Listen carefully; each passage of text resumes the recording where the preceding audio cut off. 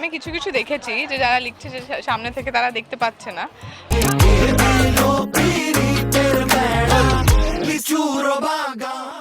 ওহ মাই god, এবার megastar Shakib খানের ধামাকা শুরু হবে আগামী মাস থেকেই, কারণ সুপারস্টার শাকিব খান সোলজার সিনেমায় কাজ করতে চুক্তিবদ্ধ হয়েছে।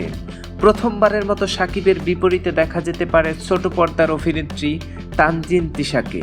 তবে ইদিকা পালকে না নেওয়ায় দর্শকের মাঝে মিশ্র প্রতিক্রিয়া দেখা গিয়েছে। তো অবশ্যই নিজেকে ফরচুনেট বলে মনে হয় আমি আবার ওনার সঙ্গে কাজ করার সুযোগটা পেয়েছি। মনে হয় শান্তশিষ্ট একটা মানুষ।